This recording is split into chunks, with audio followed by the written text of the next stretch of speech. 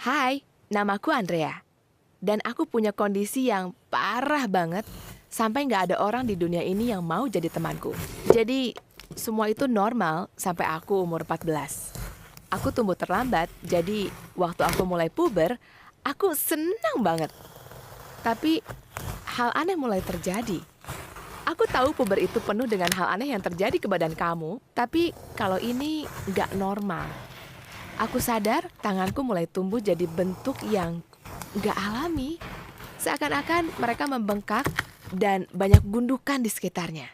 Bahkan beberapa jariku mulai menyatu. Aku terlihat seperti mau berubah jadi lobster atau semacamnya. Ini terjadi selama liburan musim panas. Aku takut dan malu. Jadi aku belum bilang orang tuaku. Dan masih sembunyi di balik lengan panjang dan jarang keluar kamar. Tapi waktu aku harus balik ke sekolah, aku panik. Tanganku benar-benar tertutup lengan baju. Tapi aku tahu ini bakal jadi masalah waktu kami harus mengetik. Aku berusaha menyembunyikan jari-jariku dan aku mulai sadar kalau mereka bahkan terlalu besar untuk mengetik. Tamara, sahabatku, melihat apa yang terjadi dan bertanya apa aku baik-baik saja. Dan itulah saatnya Liza, anak paling gaul di sekolah, lihat ke arahku. Dia mulai bilang hal-hal jahat, bertanya apa aku terlalu bodoh untuk mengikuti kelas. Seisi kelas tertawa. Pak guru kasihan sama aku, dan itu memperburuk situasi. Dia mendekat untuk menunjukkan kesalahanku di depan semua orang. Aku berusaha mengusir Pak guru, tapi lengan bajuku jatuh. Waktu tanganku terekspos, guruku terkesiap dan terjatuh ke arah tembok. Dia terlihat seperti habis lihat hantu. Dia kaget banget sampai keceplosan. Apa yang terjadi sama tangan kamu? Seisi kelas melihat ke arahku, tertawa. Aku sembunyi di kamar mandi yang rasanya lama banget. Setelah itu, suster sekolah masuk dan bertanya apa dia boleh lihat apa yang terjadi. Waktu dia lihat tanganku, dia kaget dan menutup matanya karena takut. Bahkan suster juga jijik sama aku. Dia hubungi orang tuaku untuk menjemputku dan orang tuaku langsung membawa aku ke rumah sakit untuk diperiksa. Mereka marah sama aku karena nggak cerita ke mereka lebih cepat. Dokter di rumah sakit pada kaget. Mereka menghubungkan aku dengan beberapa kabel dan menempatkanku di ruang observasi agar mereka bisa mencari tahu mengenai kondisiku. Waktu dia lihat aku menangis, dokter utamaku meyakinkanku kalau semua akan baik-baik saja. Malam itu, aku dengar dia ngomong di lorong. Dan aku dengar kenyataannya. Dia bilang ke rekan kerjanya kalau aku adalah kasus paling mengerikan yang pernah dia lihat. Dia takut kalau penyakitku bisa menyebar ke seluruh tubuhku dan aku nggak akan bisa punya teman seumur hidup. Aku merasa jantungku berhenti dan air mata menetes di pipiku. Dia benar. Aku lihat gimana reaksi kelasku, guruku, bahkan susterku.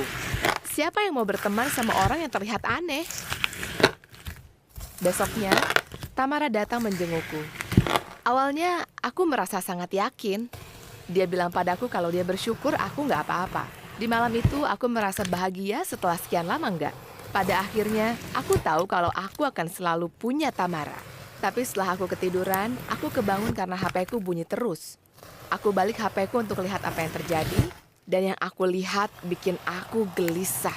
Orang-orang pada membagikan fotoku di kasur rumah sakit dengan tanganku yang terekspos. Bahkan ada video aku yang bilang aku bahkan nggak bisa ke kamar mandi sendiri dengan tanganku yang kayak gini. Aku baru sadar kalau Tamara merekam semua obrolan kami malam itu. Aku sedih banget. Bahkan lebih parah lagi waktu dia posting foto malam itu lagi menginap sama Liza. Dia udah ninggalin aku untuk anak-anak gaul.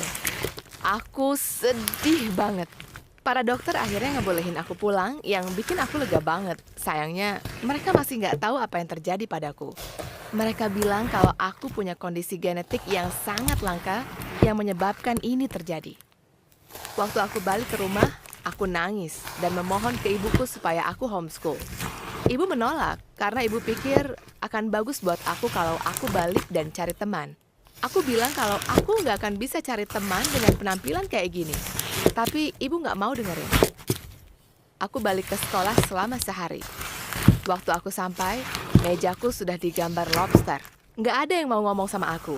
Dan setiap aku mendongak, teman sekelasku antara lagi ngetawain aku atau lagi ngeliatin aku. Aku lari pulang. Ibuku mencoba menyuruhku ke sekolah lagi, tapi aku nggak mau. Aku bilang kalau aku bakal kabur dan nggak akan pulang kalau ibu nyuruh aku balik lagi. Aku mulai homeschool. Dan itulah saatnya aku lari ke video game. Awalnya susah untuk aku main dengan tanganku yang besar dan jariku yang kacau. Tapi ibuku modifikasi kontrolernya untukku. Itu jadi satu-satunya pelarianku. Ada satu mainan role-playing ajaib yang jadi kesukaanku. Dengan headset, aku mulai ngobrol sama cewek ini. Namanya Becca, dan aku main dengannya selama berjam-jam setiap hari. Seketika, aku merasa diriku lengkap. Kami selalu setuju dan kami bisa ngobrol berjam-jam. Aku punya teman. Tapi kalau aku pikir-pikir lagi, aku jadi sedih. Kalau Becca tahu penampilanku kayak apa, nggak mungkin dia mau temenan sama aku. Aku nggak akan pernah punya teman beneran lagi kayak dibilang dokterku. Untuk sekarang, aku hanya perlu mastiin kalau Becca nggak akan pernah lihat bentuk asliku. Hidupku berubah jadi ketemu dokter dan main game sama Becca. Kondisiku semakin parah setiap harinya. Jari-jariku mulai menyatu dan menjadi 3 kali lebih besar dari tangan normal. Bahkan lengan bawah dan pergelangan tanganku mulai membengkak. Tidur, main, bahkan makan atau bergerak jadi nggak nyaman. Suatu pagi, aku merasa sangat depresi. Ibuku datang dan tampak bahagia. Ibu bilang kalau ada kejutan yang akan datang untukku. Aku pikir mungkin itu game baru atau gimana. Tapi tiba-tiba HP-ku getar. Becca kirim foto lagi berdiri di depan bandara kotaku sambil tersenyum. Surprise! Sampai ketemu bentar lagi. Jantungku berhenti. Aku lari ke ibuku bertanya apa yang terjadi, dan ibu bilang kalau ibu bayarin Becca untuk terbang ke sini dan mengunjungiku. Aku malu. Becca nggak akan pernah ngomong sama aku lagi setelah dia lihat aku. Aku nggak tahu harus apa. Aku panik banget. Dalam sekejap aku lari keluar rumah. Hari sudah gelap tapi aku nggak peduli. Aku terus berlari. Air mata membasahi pipiku. Aku sembunyi di taman, terlalu takut untuk pulang. Bahkan waktu bulan telah berada tinggi di langit. Tamannya berbahaya dan ada banyak jeritan dan teriakan dan perkelahian di sekitarku. Tapi aku takut banget menghadapi Becca, jadi aku tetap di sana. Gak lama, aku bisa lihat lampu dari mobil polisi memenuhi kota. Mereka memanggil namaku dan memperingatkan orang untuk mencari aku. Akhirnya salah satu polisi datang dan menyinari senternya di taman. Waktu senternya menyinariku, dia mendekatiku. Aku berusaha lari, tapi dia memastikan kalau semua akan baik-baik saja, dan dia perlu memasang borgol demi kebaikanku. Tapi waktu dia mau borgol aku, dia nggak bisa karena pergelanganku yang besar. Polisinya menurunkan aku di rumah. Di dalam rumah, Becca dan ibu menungguku. Becca lari dan memelukku, bilang betapa senangnya dia melihatku. Aku malu dan bilang kalau aku malu karena penampilanku. Tapi Becca tersenyum dan bilang dia nggak ngerti aku ngomong apa. Dia meyakinkanku kalau dia nggak peduli bentukku seperti apa. Dia hanya peduli kalau aku orang terbaik dan terlucu yang pernah dia temui. Itu adalah minggu terbaik dalam hidupku. Aku dan Becca main video game dan pergi makan malam. Rasanya kayak punya sahabat beneran untuk pertama kalinya. Aku sadar aku nggak butuh teman-teman yang akan menghakimi penampilanku.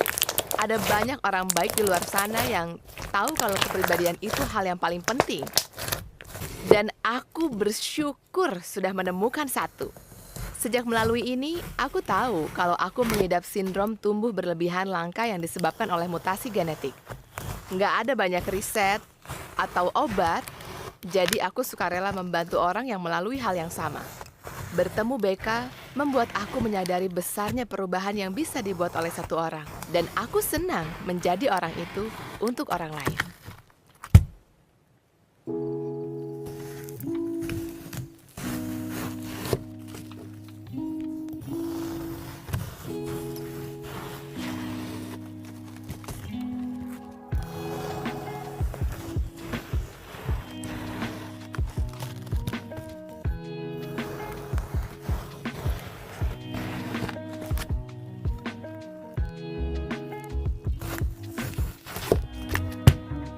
Suka cerita tadi? Jangan lupa untuk like, komen, dan subscribe pada channel kami karena ada video baru setiap minggunya.